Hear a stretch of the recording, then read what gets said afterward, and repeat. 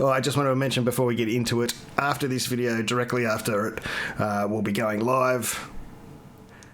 Stass or me, or both. We'll both be there. Whether we're both on camera depends what we're up to.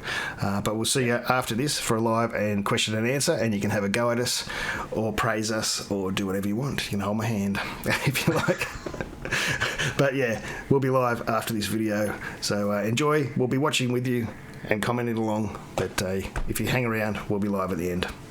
Alright, just before we start, just wanted to jump in and say, while we're going to be nitpicking this video, we're both really impressed with the unit, but tonight a lot of it's going to be nitpicking because we're just talking about the little problems we've had along the way, and positives too, but it's hard to sit here and have a podcast and say everything's great all the time when you've had tiny little problems, and most of these problems I've had have been software, which is very easily fixed. They might be fixed by the time you see this video.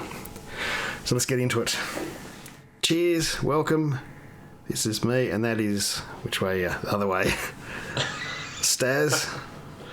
Cheers, Gash. And we are having a chat. Having a beer first. Actually, they look very similar, our two beers. They are both from the G40, I think. I know mine is. Yeah, this one is too. You mentioned the haze in mine.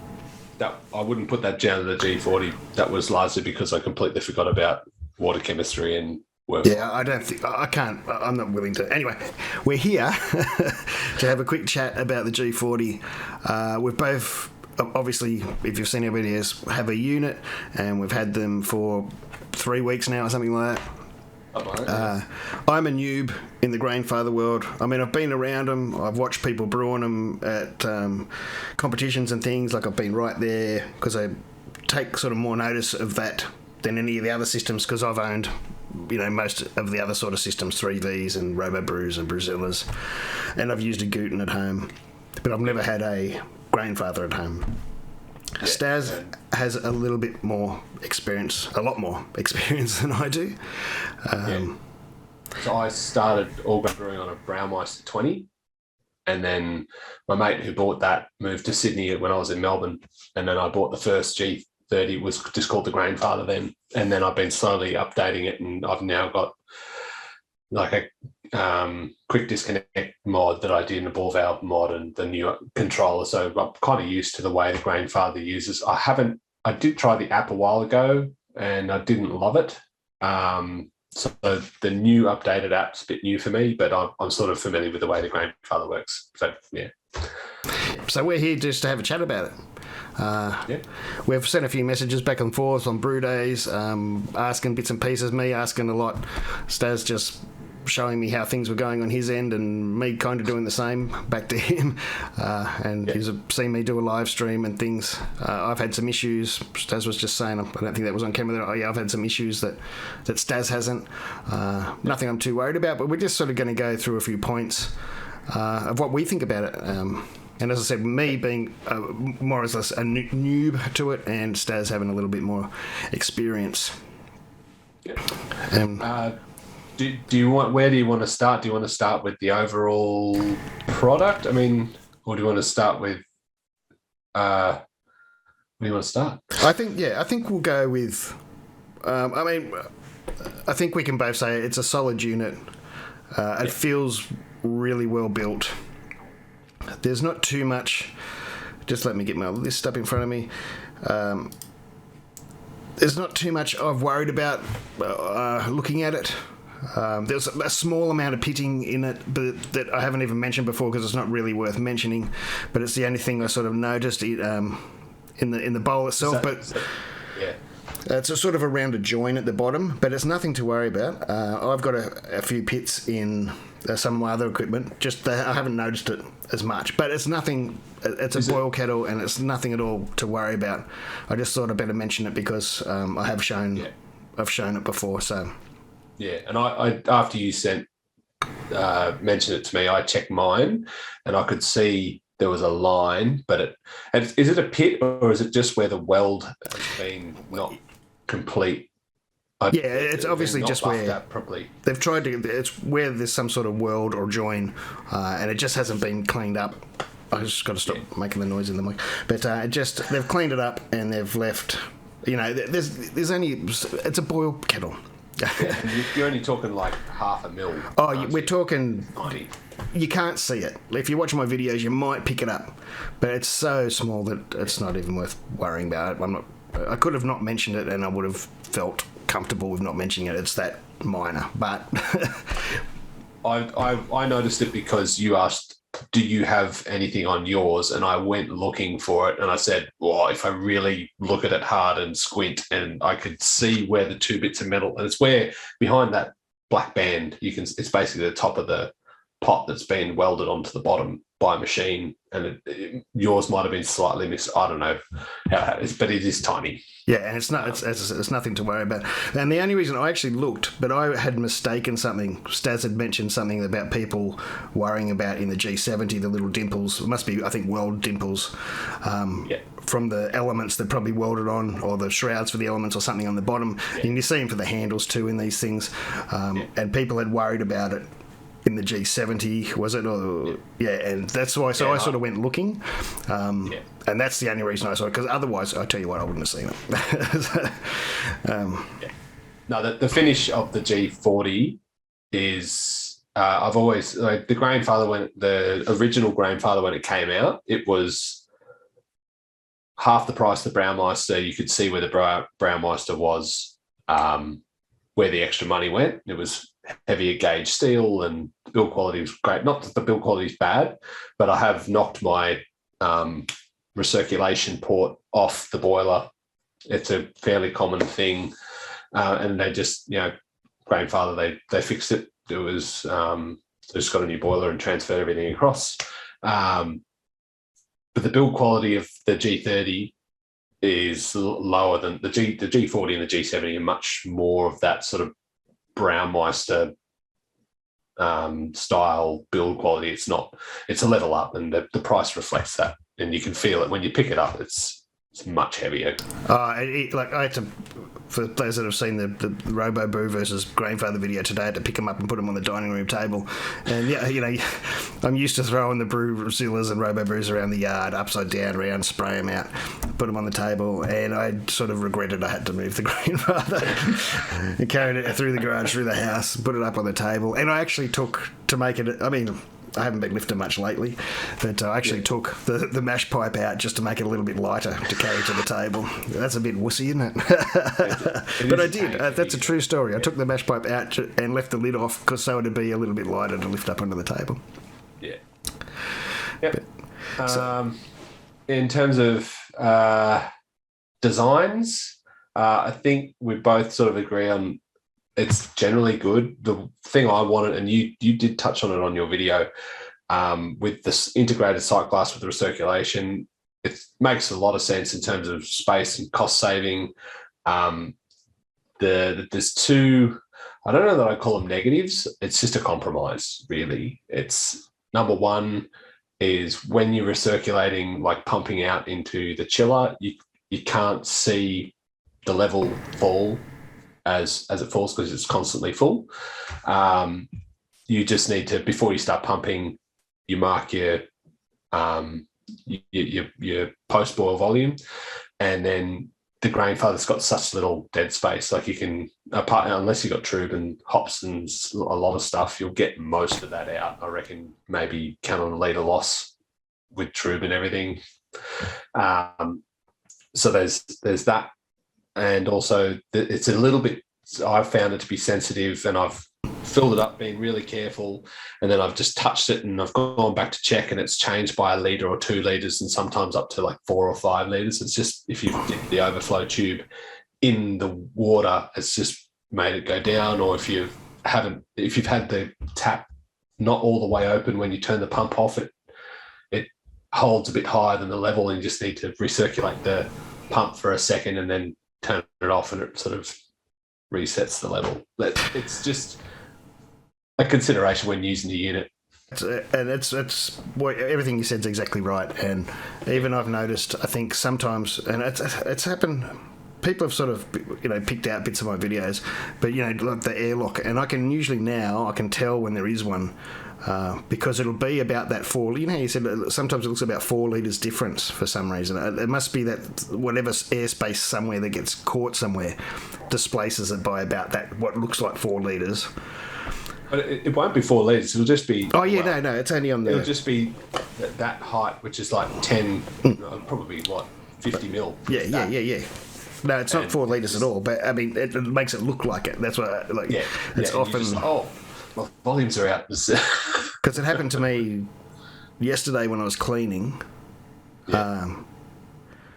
I was actually cleaning the unit out, and the unit was it was empty, and there was a tiny little bit in the bottom, and I thought I'll put the pump on to pump it out, and the pump stopped working because there wasn't enough stuff to pump around. But then I looked at the sight glass, and the sight glass was at 4 litres. It was just happened to be that 4 again. It just seems to come up, but and it shouldn't have been. You would think that everything would equalise out, and because there was nothing in the unit, that would just drain back into the unit, but. There's was obviously an air bubble or something stuck there that held it up in the... I think the pump hose out loops under the pump and up. I think that maybe that's... I can't... If you check I took the bottom off. I did that, and I've been meaning to take mine apart and just check which way my hoses go, if they do... Because mine might be just sitting a little bit differently or something. You don't know till you open it up. But I've found the only thing... And this is another really, really small thing about the sight glass, is that the unit's so easy to clean. We sort of haven't got to the end of cleaning, but it doesn't matter. You clean it, you can wipe it out, you pump the stuff out the bottom, you give it a wipe, you flush out the pump with some clean water, and you think, it's clean. Oh, no, I haven't cleaned the sight glass. Yeah. Oh, well, you could do it beforehand, but then you'd have to be pumping...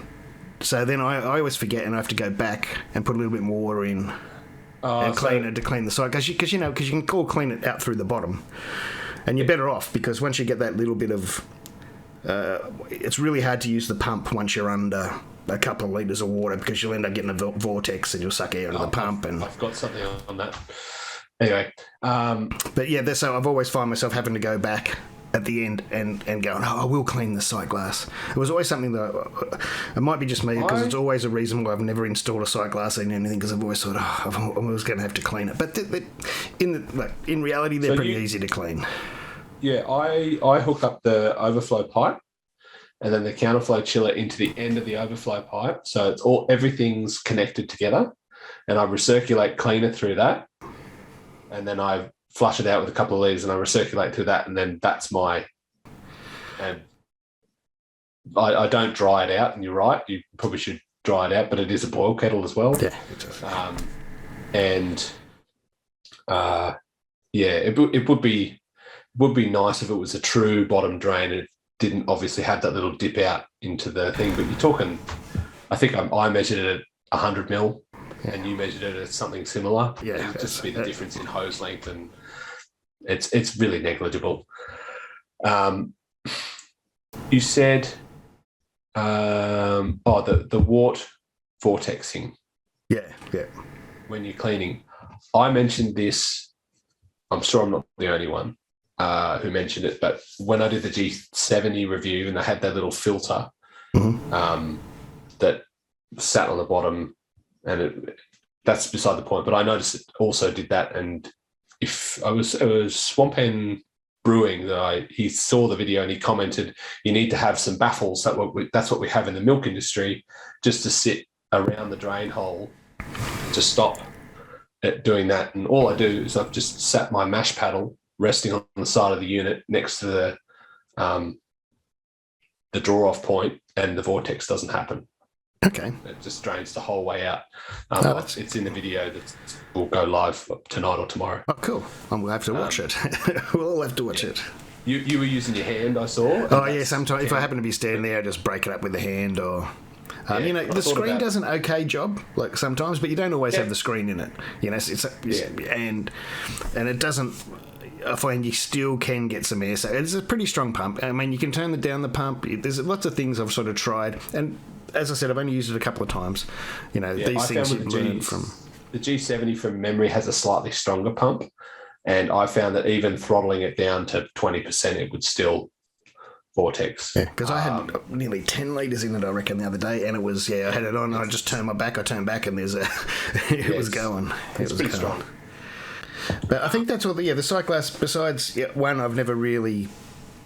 Oh, it's handy in a way. It is handy. Pre-boil, post-boil. Again, you've got to watch that if you've got a little bubble or something, which can happen. Levels can be out a bit, but as Stass says, if you turn the pump on just briefly, that's all you sort of usually need to do, and it'll end up sinking back to the correct level. For me, I really like it because you can have the kettle filling, and you can sort of look across the room at where the level is, rather than having to walk over and peer in. And the Grainfather G40, it doesn't start until 10 litres. I really like having it all the way down to zero. Yeah. Whether it's actually zero or not, that doesn't really matter, so long as you can see where you're at. And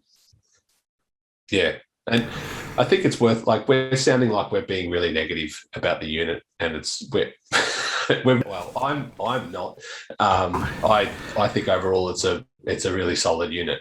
I guess we're just... Oh, we're nitpicking. This is heavily nitpicking. We haven't got to the praises yet.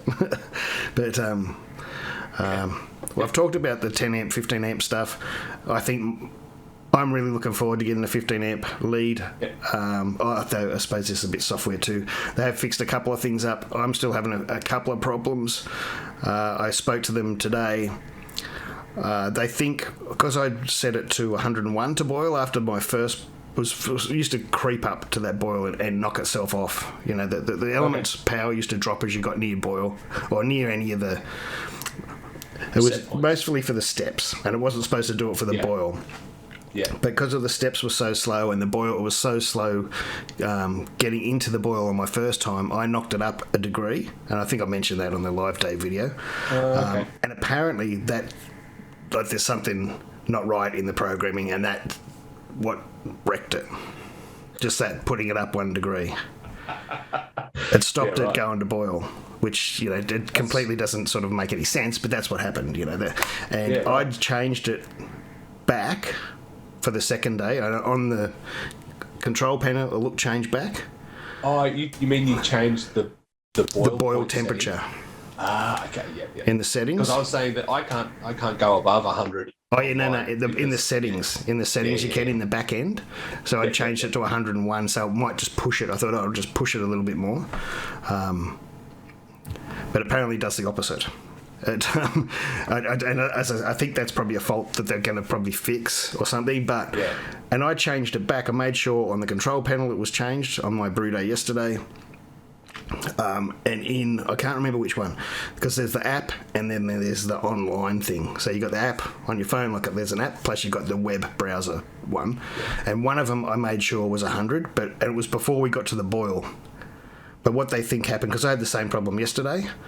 I was slightly different yesterday. It was trying to get to boil, and then it got to 96, and then it just stopped and it went down. But on the screen, it kept saying 100%.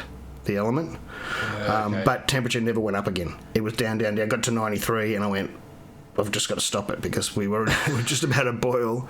Everything was going smoothly. The element was still saying 100%. I'm rubbing my hands going 100%. And then it dropped down to 93. I put the lid on, and it was still dropping down. So I had to stop it and manually do it. But apparently I'd done 2 things. I'd changed it in the controller, and I'd changed it in the app, but I hadn't done it online, and whatever one I hadn't done it in had overridden, apparently. I haven't tried it again. I've got to try it again. Had overridden the program, and that's why it happened. But it was weird that the element was saying 100%, but it was dropping power, because the first time you could see the element cutting out, and you could understand why the power was dropping and the temperature was going down.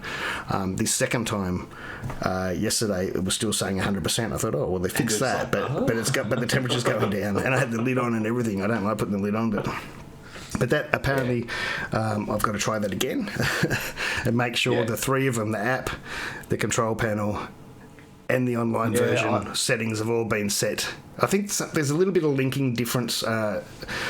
we've talked about it before in the recipe, changing things in recipes and things. There's a little bit of sometimes discrepancy between.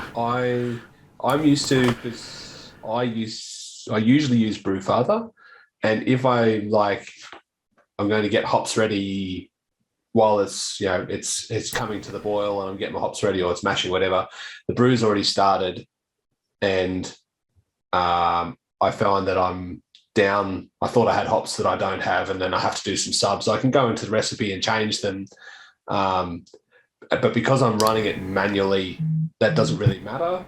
But I've noticed that the Grainfather app, once you sort of go, right, let's brew it, that's the recipe that it just sticks to. Yeah. And if you change the recipe, it doesn't. Well, in my experience, and like I said, I'm probably not doing it right.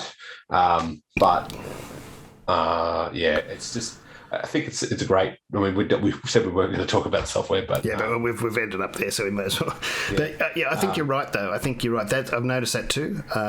It's a little bit hard navigating, and like I've been wanting to look at what my pre-boil should be, and I've been in the recipe going, where is it? I can see what my OG is and what my FG, but that's not what I want to see when I'm brewing. I want to see.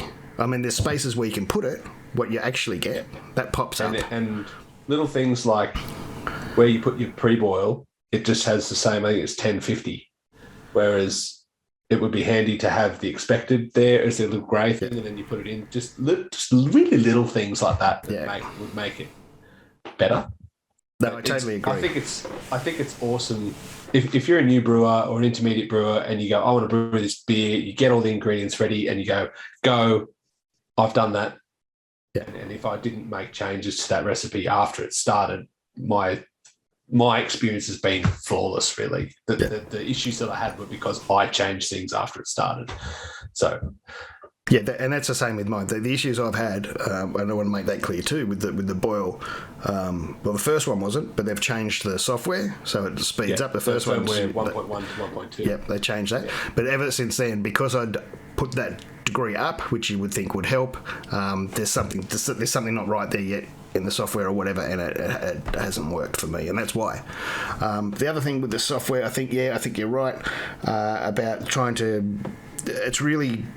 For me, trying to get into the information while you're brewing and being able to change it, because I'm like you, I'm on the fly, bang, I might chuck that extra hop in or this one, or you haven't got enough, so you want to edit on the go. I think that as you said, for beginners you might not need that, but as you do a few brews, there's going to be a time when you're going to want to do that. And we might not know still. There might be a way to do it. If you know a way, just let us know. Any comments, just let us know, because we're just discussing. It's new to us. We've only used this thing a few times. In like Beersmith and Brewfather, you can search up ingredients and hops, and you can do like, I want Pilsner malt, 2 kilos, add without closing the window and go straight in. I found that it just makes you do the whole step and then open up for the next lot of malt or hops again. It's just a little bit slow. It works totally fine, and from a numbers point of view and an IBU point of view, it seems to be good.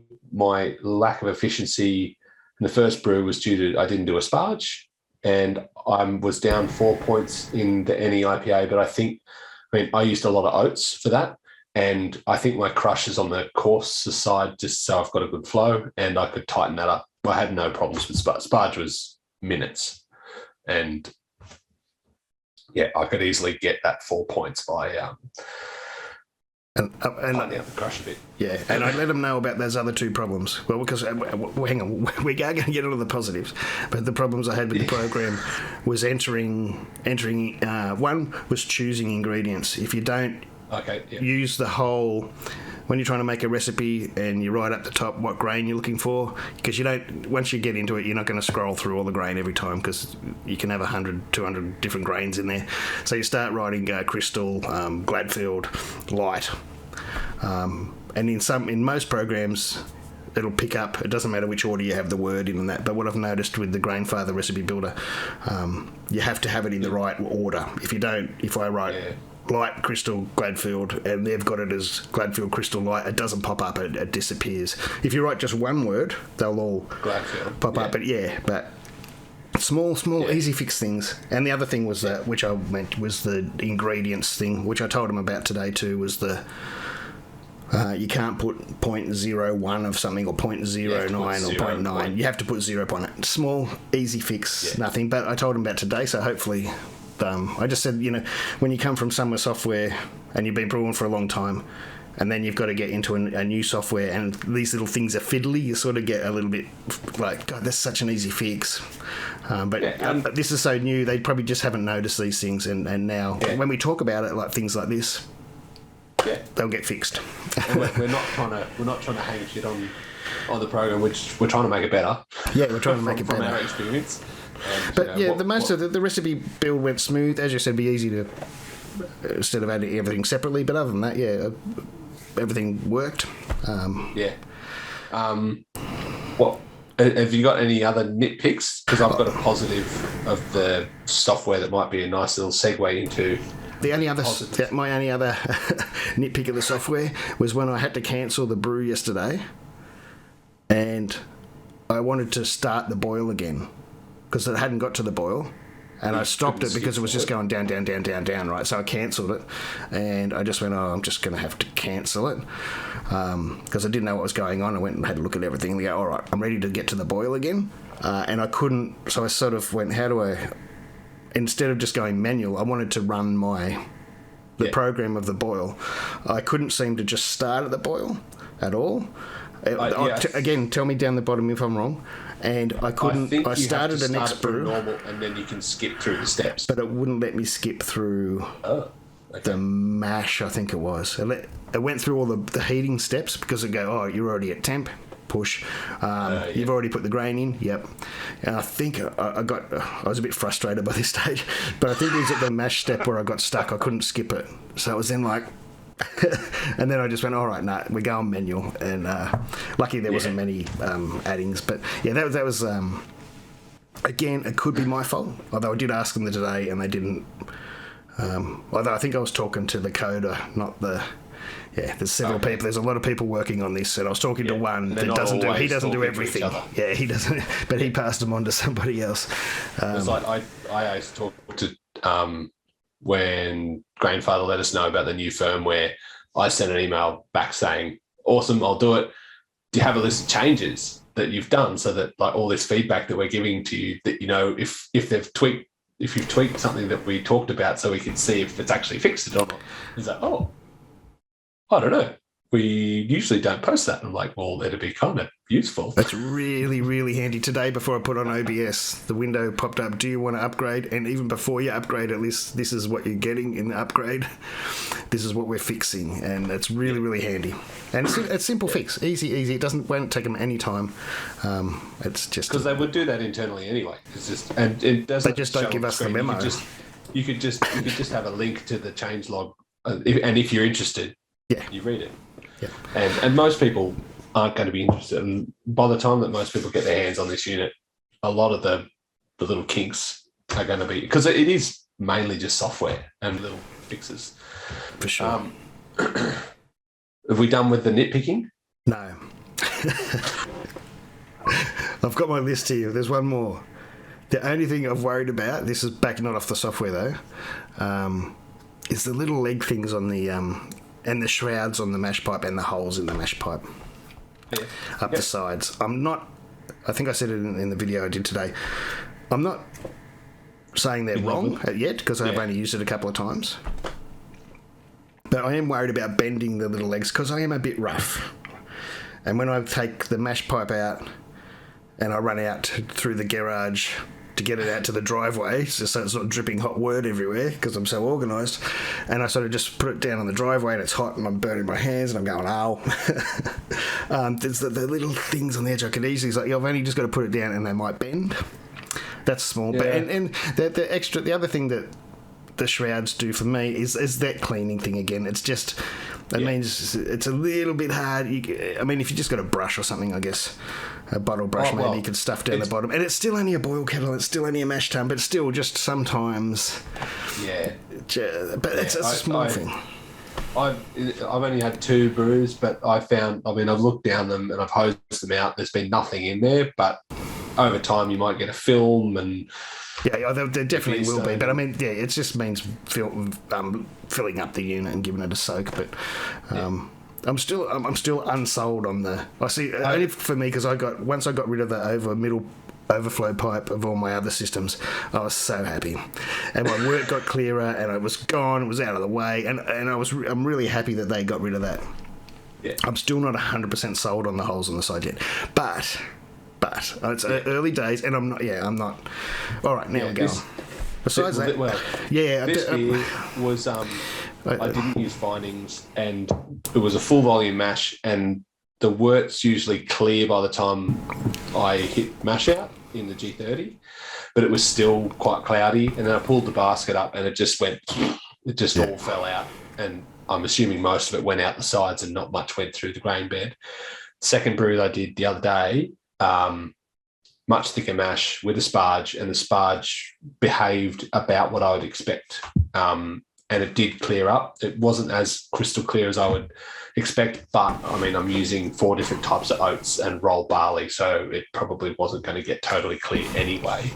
I think it seems to work fine. I think it's something you need to expect. I don't think it's one of those. All these systems, you get something that's great, and then you give a little bit of something else, and the compromise thing. Yeah, it's compromise, and I think there's just no. While you've got Wort going over the sides, there's always going to be that. I mean, we're talking again. We are nitpicking. We're talking. Oh yeah. Because I know sometimes, usually by the time I get to mash out in one of my other systems, it's clear as a bell, right? But then you've got to go through. By the time, the funny thing is, by the time you sparge and you pull the basket out and you look in the kettle, it usually looks like a mess anyway. It's just that thing in your head. You're looking at it and going, "Oh, look at that!" And it makes great photos for Instagram when you're looking at your overflow pipe and it's like crystal clear. I haven't had that yet with this, and I think that's the only reason, because this is a recipe I've brewed, not exactly, but. Probably 10 years, and I've never seen it come out as quite as cloudy, but that could be anything too. It might just be that happens sometimes, especially with verdant, which is a great yeast, by the way. But all right, let's get on to the good stuff. Yeah. Well, do you want to backtrack to the IBU thing, because the MIBU is a new way of calculating IBUs. Okay. Which is Grainfather. Oh, that's right. I read about that. I've forgotten about that. Yeah, I don't know if it's Grainfather research or if they've implemented into their software first. I'm not quite sure about that. But when I was doing the oat cream and the IPA, I had a 250, I can't remember the numbers, a lot, probably close to 300 gram whirlpool at 80 degrees, and in Brewfather, which is a software that I'm used to using, the IBUs were high, but I knew because I was at 80 degrees it wouldn't be that high. But when I put it into the MIBUs, they came out a lot lower, and the difference between the two softwares, I was like, ooh, I don't know which one to trust. But early signs are that it tastes more like what the MIBU said, and so I'm quite happy with the way that it shows the graph of the bitterness that the additions add to the boil and stuff. So I think that's really useful for understanding, especially for new brewers and experienced brewers, how IBUs are extracted in the boil. And there's all these. I work in a homebrew shop. You hear some funny things with people going, I want to focus only on aroma. I don't want any bitterness in my beer. I'm just going to add the aroma addition. Like, especially old people like me. What are you doing? And you call them an IPA too, aren't you? So I think to see it graphically represented the way that it is, it's a really useful tool to learn. and just to see how your additions will influence the final IBU of the beer, MIBU of the beer. So that was positive. And do you have anything else about the software to say? Well, that's interesting because I hadn't even realised that. I'd read about it when it was released, like whatever. There was not G40 was released when they were talking about the IBU thing, which was probably a few months ago now. 18. Oh, I think it was 12 months ago. A lot of time, yeah. I don't, lockdown. I don't know. It's all a blur. I read about it, but yeah, I didn't realise that, and that's because the beers I've thrown together are beers that I've done a lot, and to tell you the truth, the IBU thing's not something I've looked at because I'm sort of as I looked at the ingredients, I looked at the numbers, and went, yep, it's about right. I didn't take much notice at the IBU, but I will. Yeah, it's not visible by default. You have to click on the little black square in the app, and then it pulls that down so you can see the graph. Oh, cool. Did you send me a screenshot of that? Yeah. When you were worried about the IBUs? That was the fermentation. But I was asking you about the IBUs a couple of weeks ago. Before we got the unit, I think, maybe. Oh, maybe when we just got it. It was. We knew it was coming, but we hadn't received it yet. We're trying to get the stuff together. Other than that, the software, see, the first brew, I end up going back to Brewfather. I got frustrated. But just because I'm new to it, it's just a new thing. And actually, it was that. Remember, I was talking to you on chat and on Facebook, and I was cleaning the unit or something, and then I went, I should do a brew, and it was one of those brews, and I put water in it, and I heated it up, and I just got 5 kilo of grain, and I did a brew. So that's why the recipe. Once I started going, oh, hang on, I'm not sure what I'm doing. Bang, jumped on something else and did it. Yeah. Is the water available to everyone or just to us? The beta water profile maker thing. I don't know. I'm not sure. Know.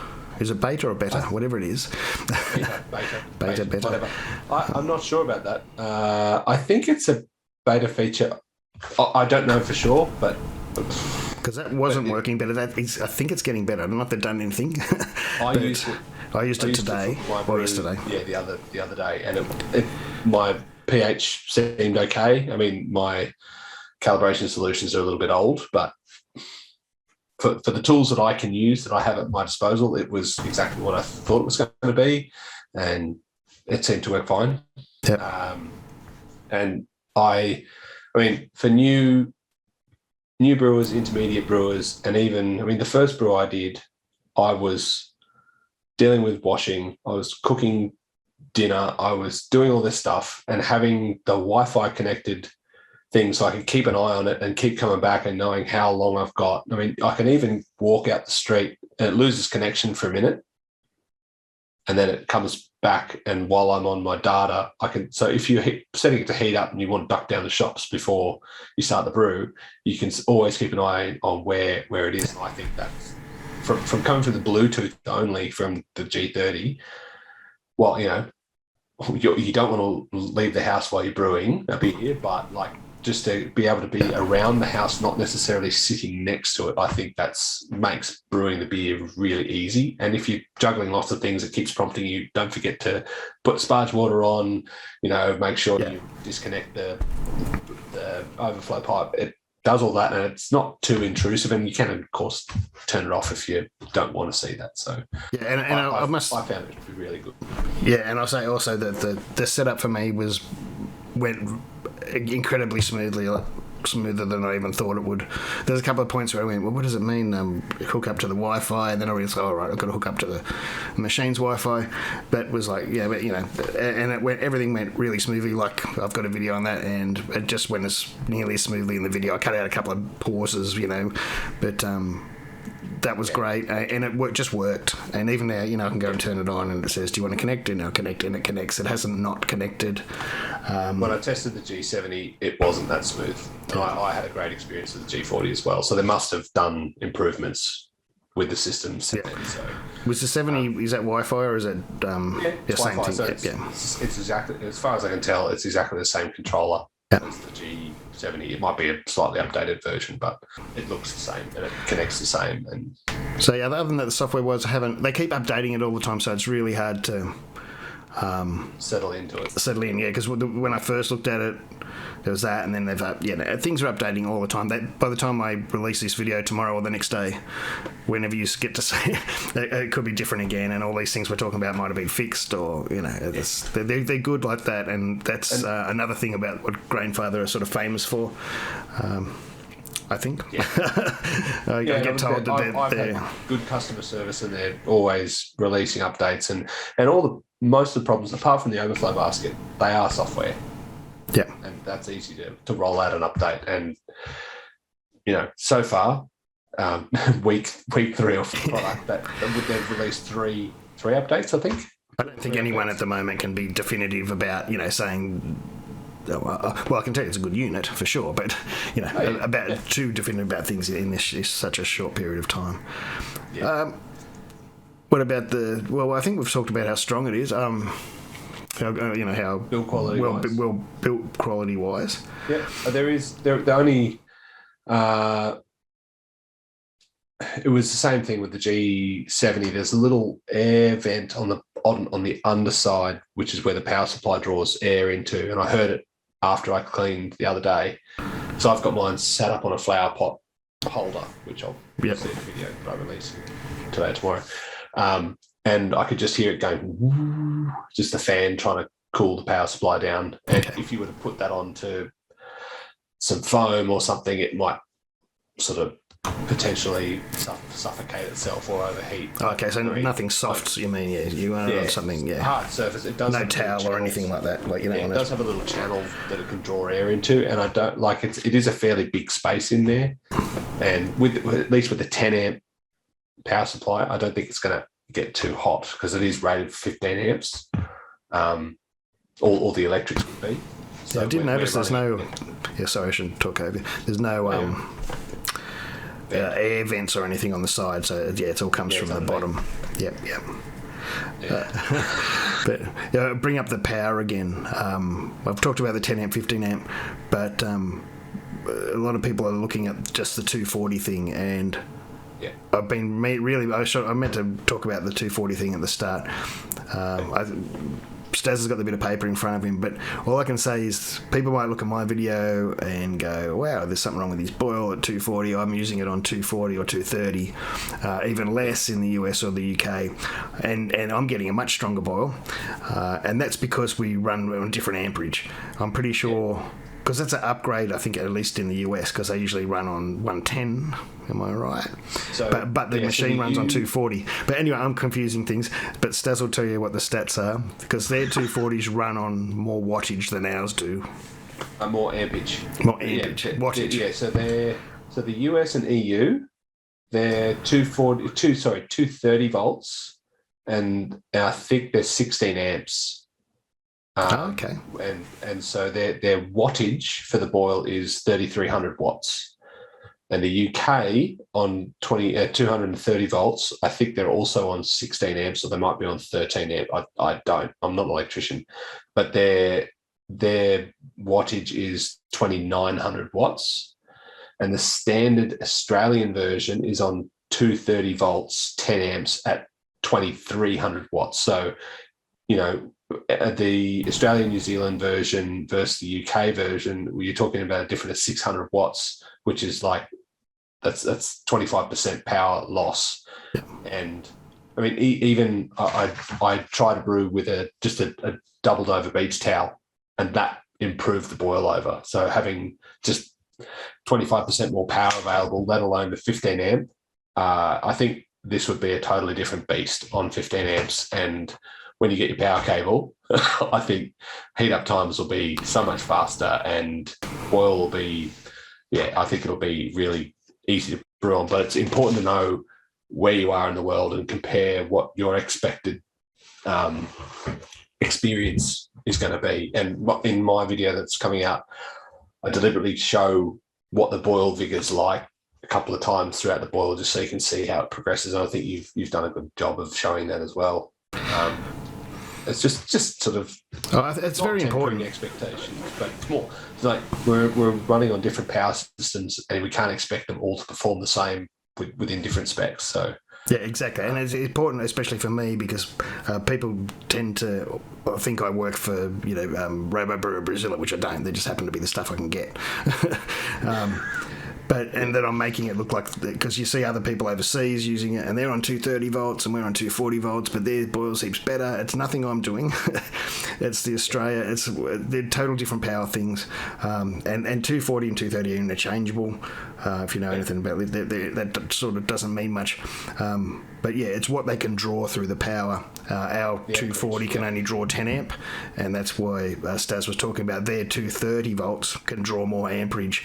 Their 230, because some of the places in other countries, their normal voltage is 110. So when they talk about their 230, 240, that's their big one, right? And our big one's the 15 amp. But a lot of US people who had the G40 Grainfather were running them on 110 volts, and they were getting really slow temperature rises.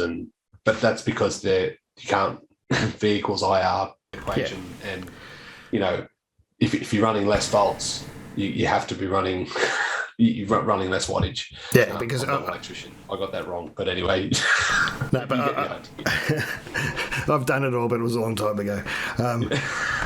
But you're right, you got it closer than I would have. But I saw it like in a forum somewhere, and with someone I'll call famous in the home brew world, and there was someone in Australia. It was I think it might have been the Grainfather group, and they said, "Oh, how's it run on 240 volts?" And they got on and said, "Perfectly. I got a great vigorous boil." And this person went, "Oh yeah, excited," and I had to jump in and say, "Hey, hang on. He's in the USA and you're in Australia. You're still going to get it to the G40.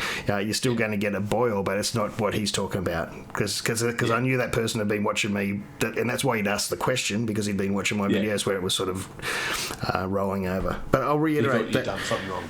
Yeah, that rolling over is enough, and it's mostly what I've seen it in the 10 litre Brewmeister. And the bigger Brewmeisters, some of those ones in the middle seem to boil okay, but even the massive 200 or 2000 or 500 litre watts or whatever they are, litres, if you watch them, they barely, you just sort of see the wort. There's no bubbles, like tiny little bubbles, like it's barely even simmering. And I'm not sure if I mentioned it. I don't think I told, maybe it was on the live stream, that even in that EDX, that brewing science course I did, completed just recently, they're trying to reduce power usage in everything. And one of the things they're studying is the boil, and they've realised that, this old school thing of you have to have, bubbles, what they used to call it, a vigorous rolling boil and all that, is just not right. It's just not, and it's not needed. And in a way, some of the beers that you don't want caramelisation in, and things like that, Maillard reaction so much, it's just not needed. And I still I had the 40 litres in it yesterday. That video footage will be up soon. And it was just turning. There was no bubbles on the top. But it was turning. And I still lost what I should have in boil off. So it was still the 3 to 4 litres. Surface area. And the beer worked. Like I got my numbers, everything. It's nothing to worry about. The old school thing of vigorous boil is just it's nearly a myth that you need it. It might help caramelisation in certain beers. And people are also doing things like 15 and 30-minute boils, and they're not having, on a homebrew scale, I should put a little asterisk there, they're not having DMS issues. The grain that we use now is a lot different to what we used to use 20, 30 years ago. Well, in that study course, I'll jump in, they're talking about using green grain to save energy. I don't know how that's going to work, so to save, because you use a hell of a lot of water during the malting process and the steeping process, malting, all that. And so they're trying to, it's energy reduction everywhere, and that's one of the things they're really, really working on hard. And the course I did, the footage was probably 2 or 3 years old, so by now they're probably doing it. I would not be surprised. That was the course. You should look into that course, anyone that's interested in the science, EDX. I'll leave a link if I remember down the bottom. They're even brewing beer on microchips, and I'm serious about that. Did you see that, Stass? Oh, I think I put it in. I'll send you the link. They are brewing beer. This is on microchips. This is fair dinkum. And you can even see the little yeast things in microchips. It's found. It's the truth. How do you think they test all these yeasts? They've got tens of thousands. Well, and they put it through they brew it on a chip. And this is... I know it sounds... And then they test it. They test that little sample for all the off flavours and good flavours, because you don't need to... they've got computers do it all these days. Yeah, you get your spectrometer. Yeah, and this is a true story, Stazzy. I put that... Oh, maybe it was for the Patreons. I'll send you the link. I might leave it. If it is for the Patreons, I'll leave the link, because you can, so everyone can have a look at that video in the description too. It's just an excerpt from I was doing my video course and brewing course, and that came out. It blew my mind. I said, people, I've got to talk about it with someone, and I sent it. I didn't want to get in trouble by putting it on releasing it publicly on YouTube just yet. Yeah. So I put it on just for the patrons. Anyway, so we're digressing a bit there, but it's mind blowing. But that is one of the things. Don't worry about the boil. If you're in Australia and you're doing those big, trying to get 40 litres boiling on 10 amps, you'll still do it. You'll still get your. Everything will happen that needs to happen when you're making beer. I did ask Grainfather if they were going to release a coat, a jacket, because they've released one for the G30. They haven't released one for the G70. They indicated that they probably would, but not to hold my breath. So I just doubled over a beach towel, and it doesn't look pretty, but it worked. I got from 20 degrees to mash in a strike temperature of 71 degrees in 40 minutes. And then it was 10 minutes to go from 67 to 76, which is respectable. And then another half hour after sparge to get to the boil. I left the grain basket on, but that's similar to the performance that I got out of the G30 that I'm used to, and it should be, because it's the same amount of power. Actually, it's 100 watts more. The G30 is 2200 watts. And we briefly mentioned it in the nitpicking about it, but yeah, the way they fixed that, the ramp times to stop the elements cutting back so much was a huge improvement to what it was. Yeah. I noticed it the other day. You could just see, and that's one of the things. Nitpicking again. When you're watching the temperature graph, and sometimes I could never find how to get it back after the brew, and I could screenshot it, which I can can throw one up on the screen now. And actually, I might even throw a screenshot up in editing, and you'll see what I was talking about, how the nice fast. I'll show you the slow one first, and then I'll show you the second one from the next brew where they'd fix that up, and you can see the ramping going up nice and sharp. Yeah, because I remember watching the power. It was dropping down to 40 and 20% power at 2 degrees to go, and just started to fall. But now I think the lowest it got was 50% power, just so it didn't overshoot. So, definitely. But I would like the option. Oh, going nitpicking again. Just to mash out, just no temperature ramp, just get to the temperature. But at 10 minutes is fine. I'm happy to just go a nice gentle curve up to mash out. 10 minutes you wouldn't expect. 10 minutes is what I put in all my recipes. It does it all automatically. It just makes a noise. You get a notification. You go, oh, sweet, that's cool. But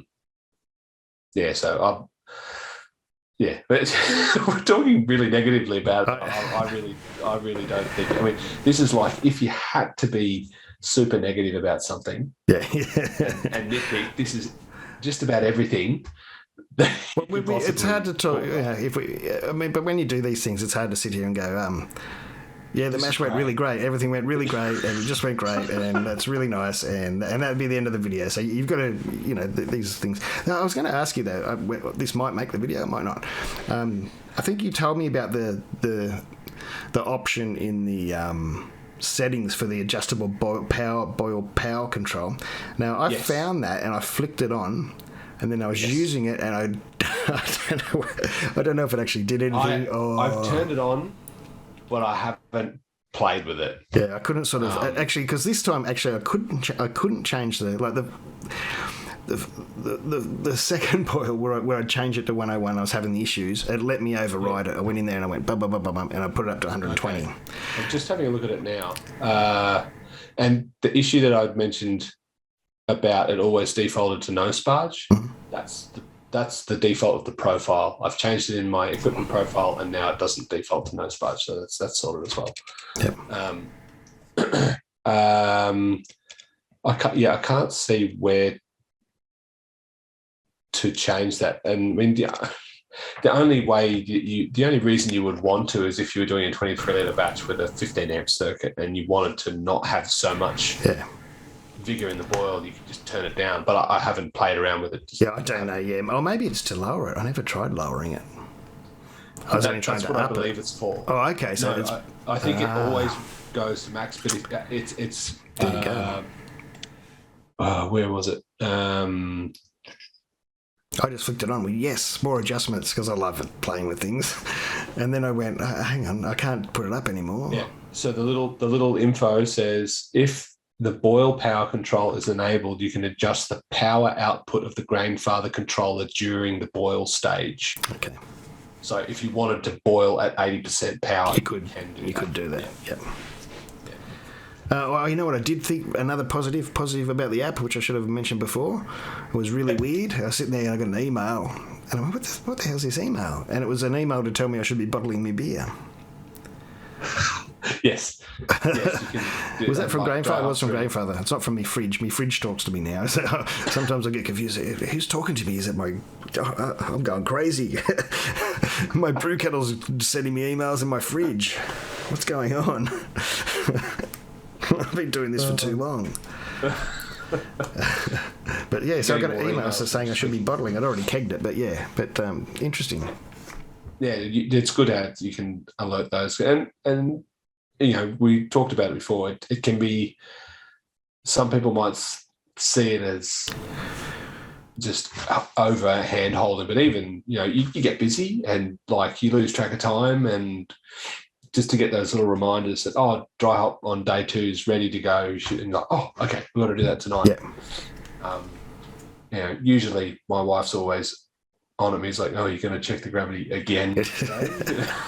Well, see, I haven't experienced a dry hop thing, because I haven't been putting the dry hops in, because, I just go, I'll dry hop when I know it's ready, and I haven't put them in the recipe. I often leave dry hops out of the recipe, and I'll even make the recipe public, and then go, someone will send me a message, and then I'll go, I didn't put the dry hops in, because I just sort of just do it, you know what I mean?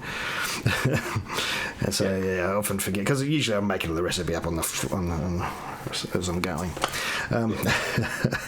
Not all of them, but yeah. My hoppy pales and IPAs I've brewed enough of that I could do it as well. I was asleep, I reckon.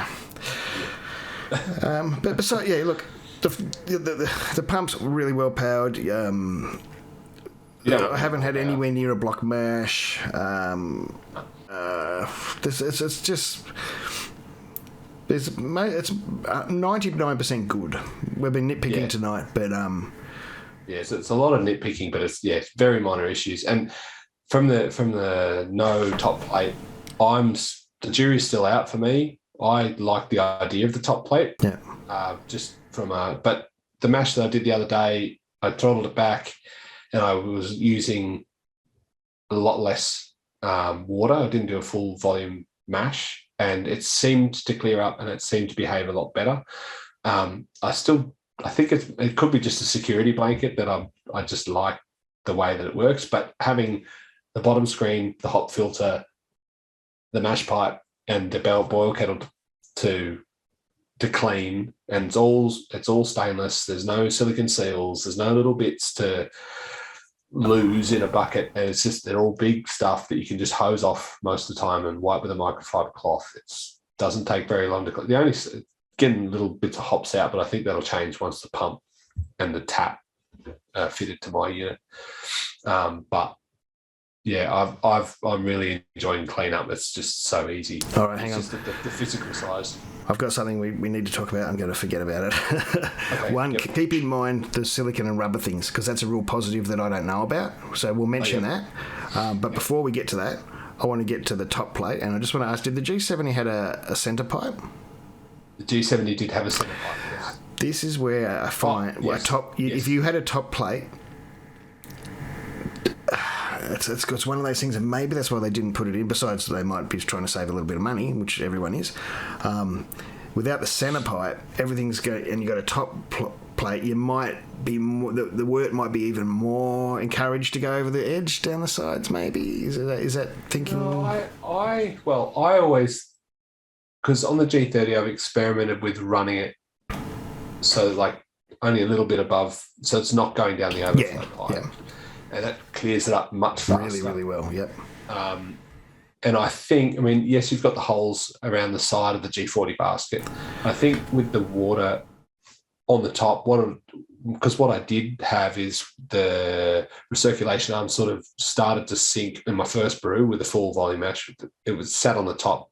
The second one, it was much better. But I think it just provides just a flat surface for it to sit on, and the water sits on top and will slowly trickle down through. That's what I think, whether it's better or worse.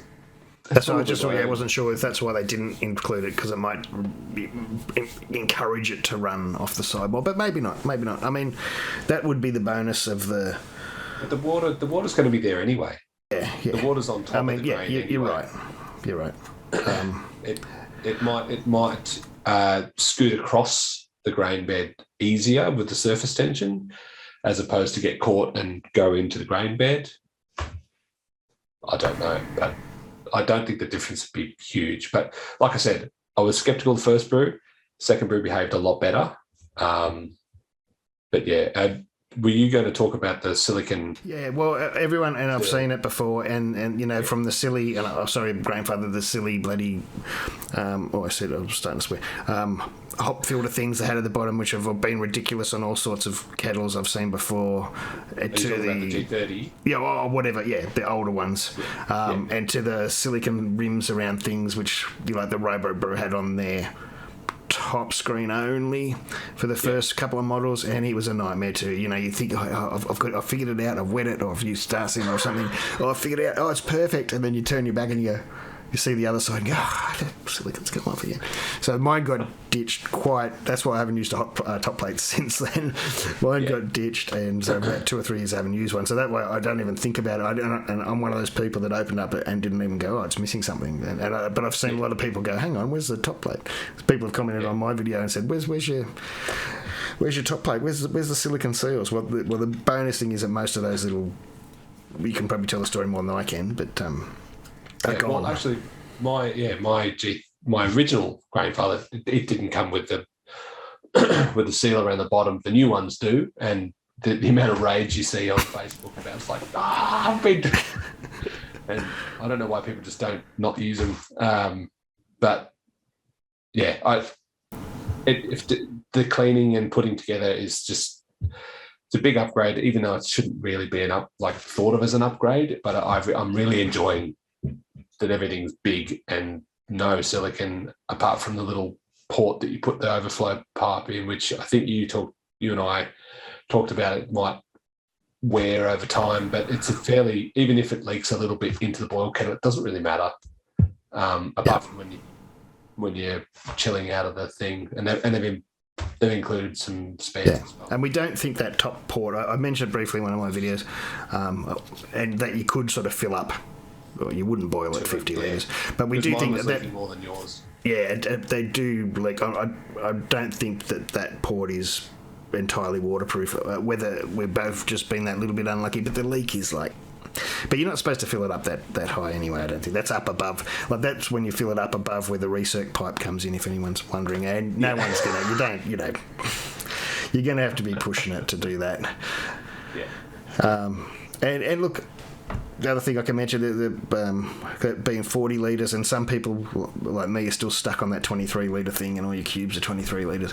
There's no worry in the world of, instead of sort of pushing it so much, you could just add some water halfway through the boil or at the end, top up all the programs, whether you want to use their program. Well, I haven't checked theirs, but I'm guessing it. No, they do have top up water in theirs. They do. I've seen it.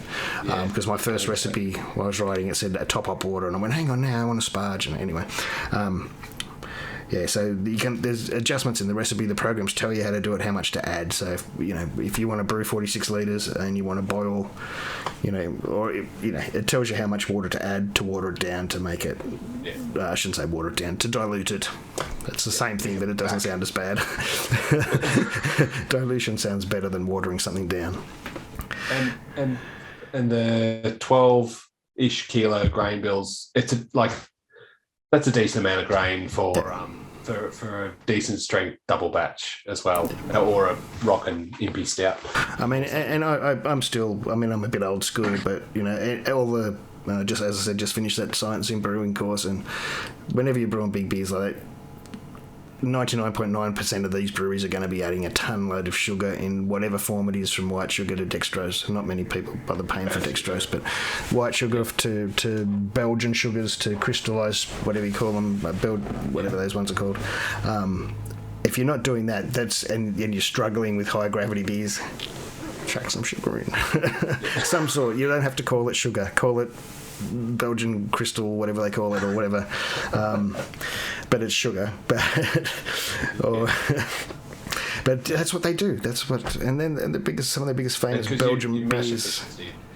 Yeah, and it's not because of the machine. It's because, it helps with the machine when you're doing big batches. It's just what they put in those beers. You're going to struggle to ferment out as low as you want to go if you don't. Because then, if you don't ferment low, then you're going to need more and more grain, and that's just going to be more and more problematic. So the sugar just helps you along there, and you don't need much, and it makes a huge difference. That's talking recipes now. But so I'm so far, despite my little problems, I'm happy with the unit. I think anyone that bought it will be happy with it. I can't see any massive things, red flags or things going, don't buy it because of this at all. I mean, no. No. It's a solid unit, and like the G30 that I've had. When did I buy that? It'd be 7 years at least old, and it's still fine. But the build quality of the G40 and G70 are significantly better than the G30. So I would expect this unit to last for ages. Unless you have a serious problem with it, but I don't see that happening. Yeah, either do I. And so, we've talked about the mesh pipe, we've talked about the unit itself. There's some niggling bits in the software, which is most of probably what we talked about, but that's such an easy fix. And I'm sure, as I said, it could even be fixed before this video comes out. It's got big, strong handles. I nearly said big, powerful handles. But you're not gonna. I've not even tried to move this unit when it's full, like my Brewzillas and that I have.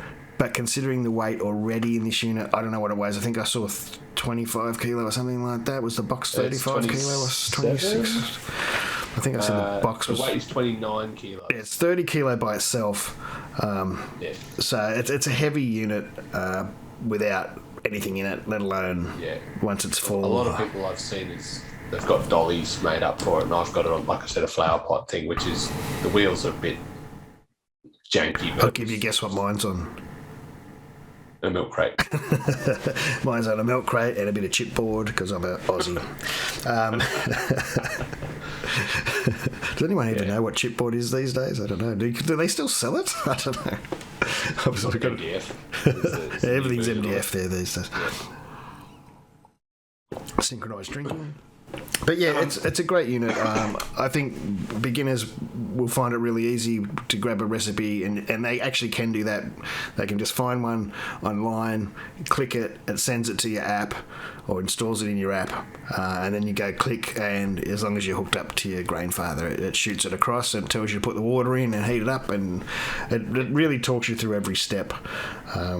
From putting the grain in to pulling the basket to if you want to time your sparge. I don't know who times the sparge. That's a bit strange, but it's there. Oh no, it's is it timing sparge It's not timing sparge. What it is, it's a counter. So it's like every press of the button is a litre. So if you're doing like a litre jug at a time. Oh, okay. There you go. So you learn something new every day, and that's not a bad feature. As long as you remember to press the button. I pre-weigh my hot liquor tank. Yeah. So I don't do that, but I have done it before, and you can especially if you've got a slow sparge, you can sort of put it in and then go, oh, walk away, and then you go, oh, how that is a great feature. That is a great feature, Stass. Why didn't I know that? I know everything. No, I don't. That's a great feature. There you go. So, and I think on the holding your hand, it does it in a way. I think they've found the balance where it holds your hand, but it's not obtrusive. Like, I think it's a really nice balance between, like, a beginner could get it and feel like they're being assisted through, but an experienced brewer would just go, yep, cool, done. It's not. Can I say one thing else? Yeah. Piezos are evil, and they should never be put in any new machine. It should play jingle bell, the piezo buzzers, the beepers. Beep.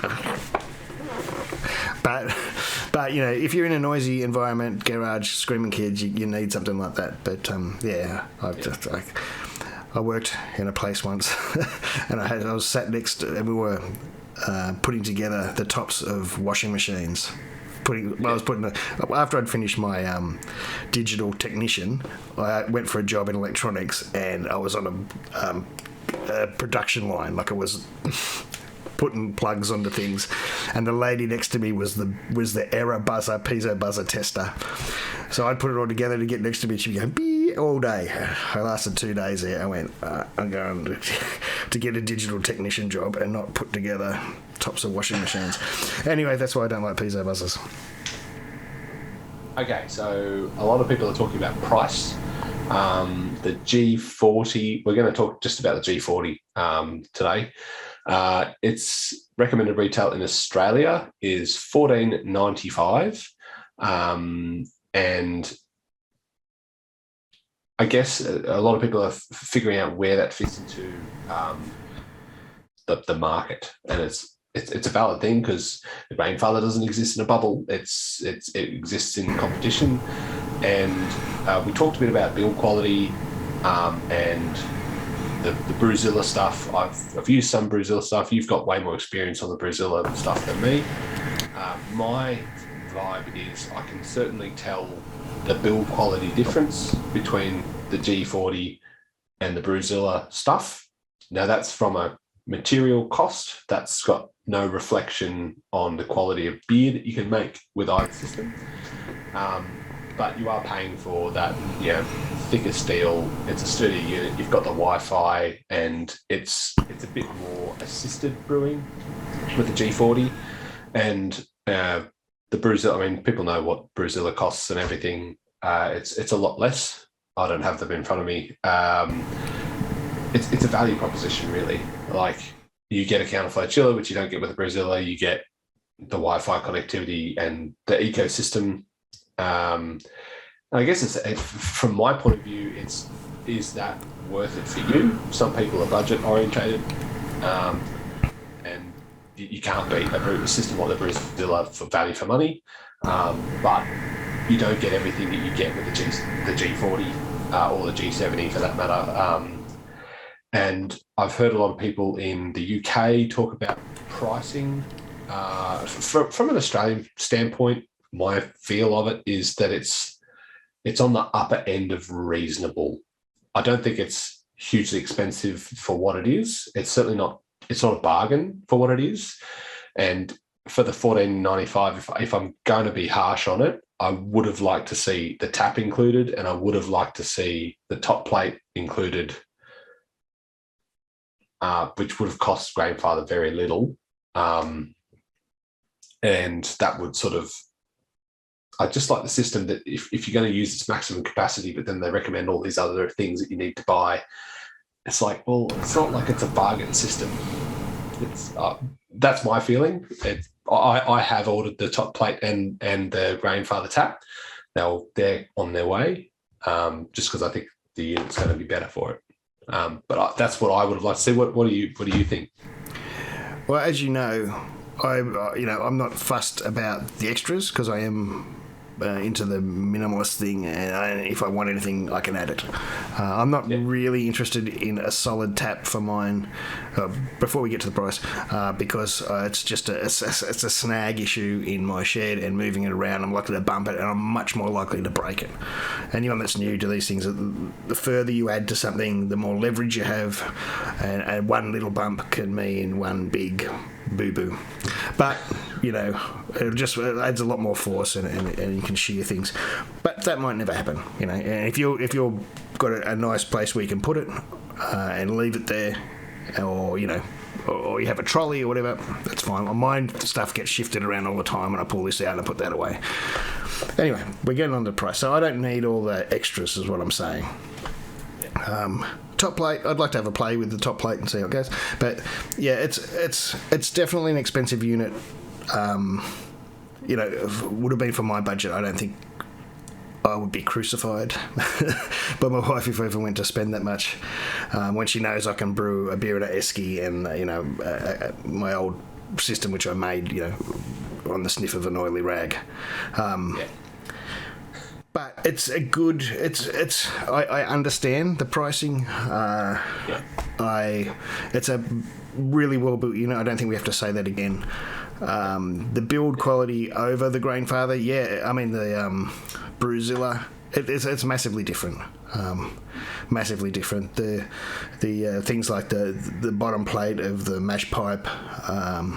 The ends are turned over. It's moulded. There's no sharp edges anywhere.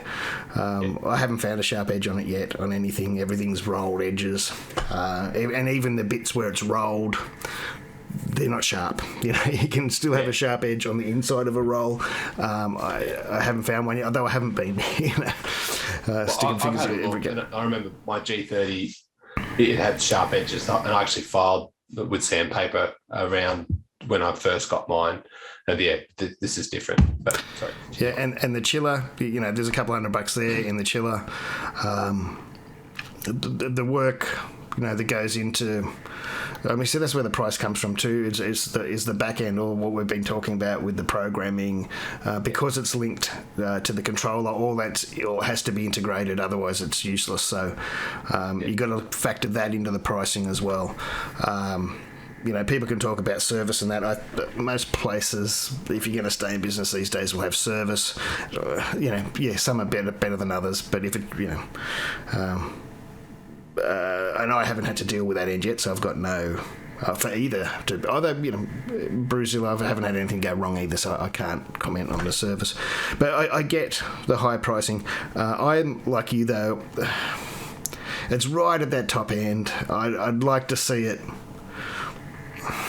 But again, it's nitpicking, but maybe $1,200 or something. I don't mind it breaking the $1,000 barrier, but once you're getting really close to the $1,500, I think that gets scary.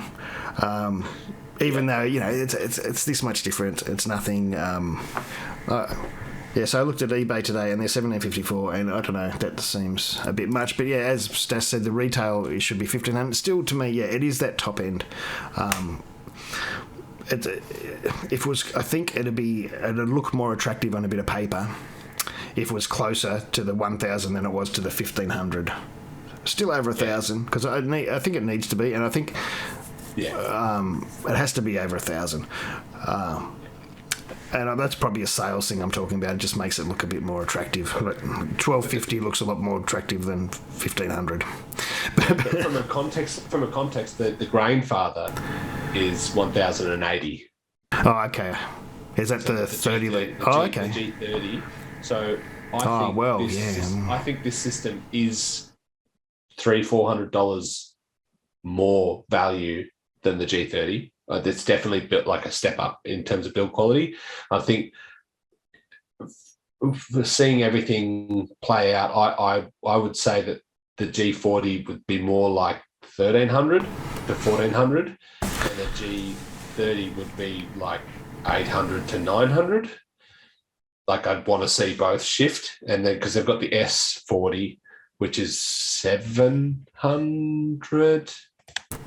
Well, that totally makes sense. I didn't realise I should have thought that the Grainfather 30 was that price, because the amount of upgrades you have and the amount of work and everything's gone in it, especially because it's new.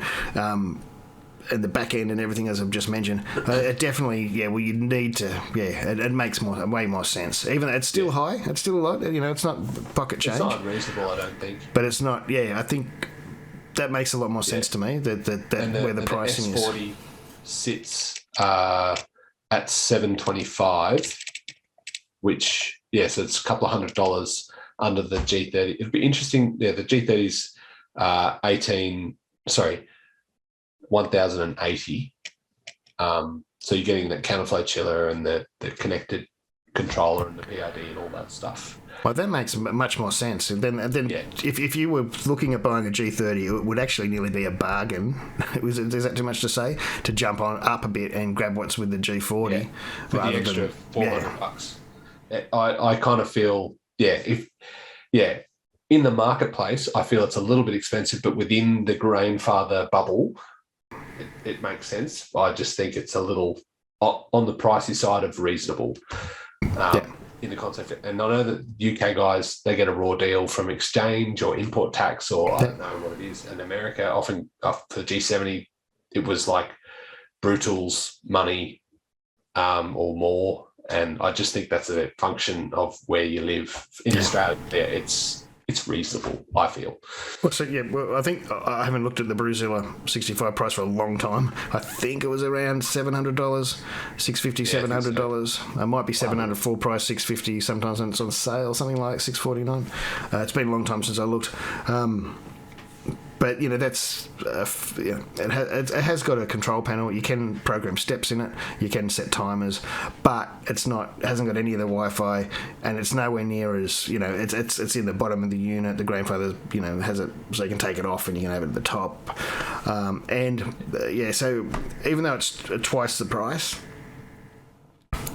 it's one of those things, isn't it? If you just want to make beer. You can go the 650. You can go the Brewzilla, and you're going to make the beer's not going to change. I don't care what anybody says. It doesn't matter where you brew it. You can brew it in a bucket, and you can likely get a beer to taste exactly the same. With the Brewzilla, it's not the equipment. Yeah, that's right. If you can't, if I talk to Avi, then if you can't, Stass said if you can't brew a beer in a Brewzilla, then it's not the equipment. Yeah. And so $650 for the price. But keep in mind there is a Brewzilla 4 coming out. I don't know anything about it. People think I might be on the inside. I could probably ask some questions, but I haven't bothered. I will soon once I know that there's a little bit coming more.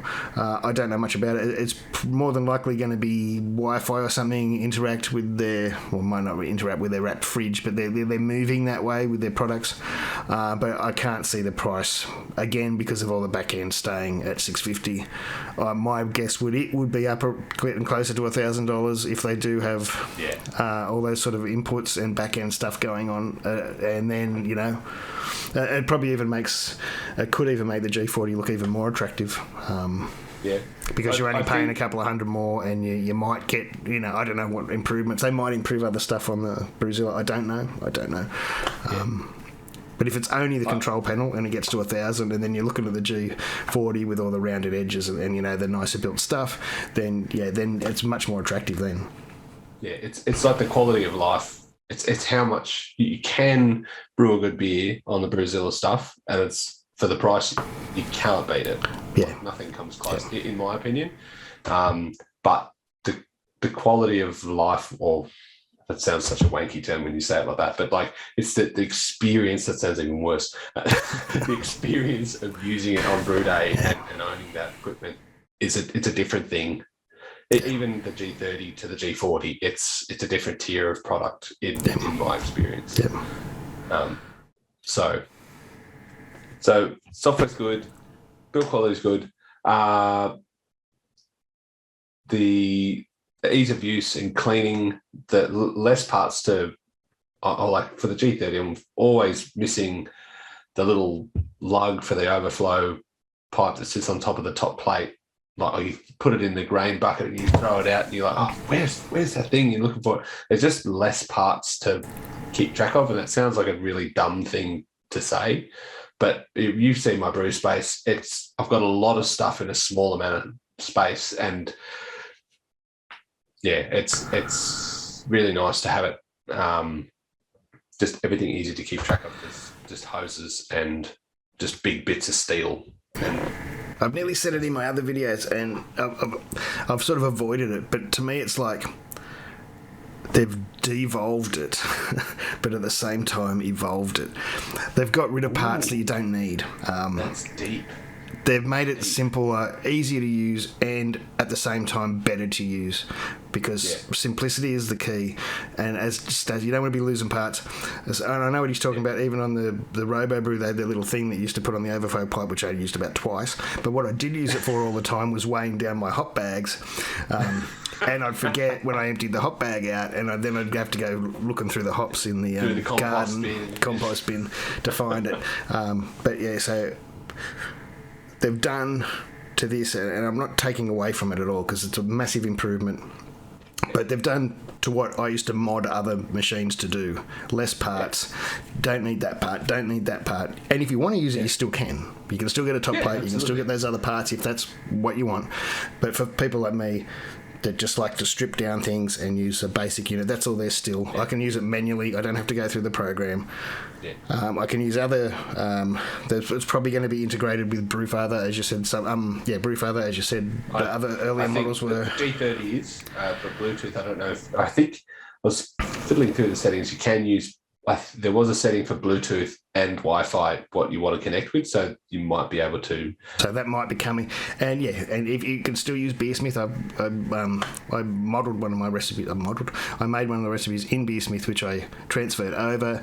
You can transfer recipes between all these programs if that's the way you want to do it, or you can just go full manual and use your noggin.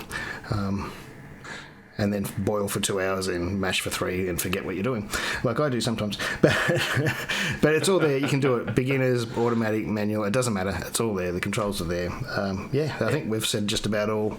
There's not much else to talk about, I don't think. Well, just over 2 hours of record time, I reckon it's pretty thorough, really.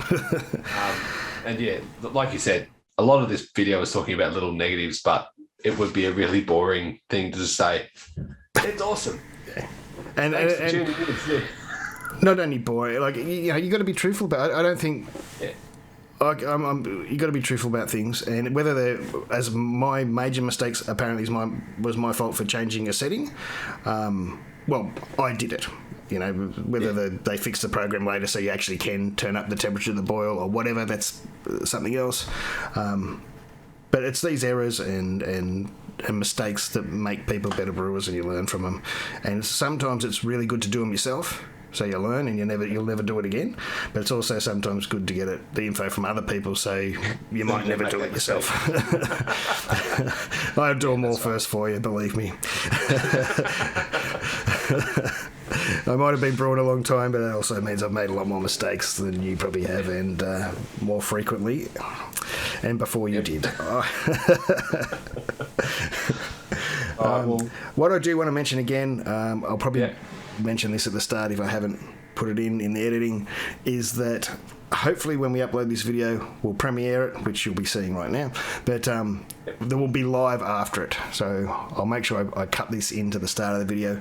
We will do a live session, whether that's just in the chat or actual live video. If Stass wants to go live or I want to go live, we'll decide that. This will have to be cut into the start of the video.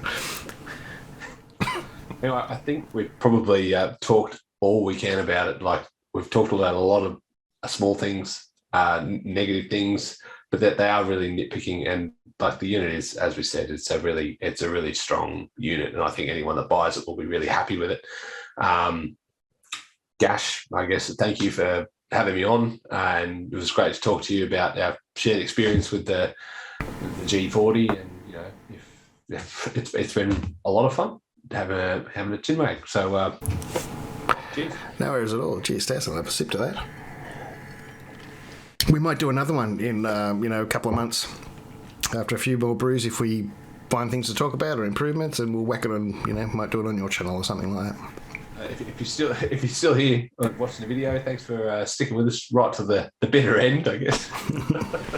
But we'll see you in just a minute in the live. Yeah, thanks very much. Like, subscribe, share.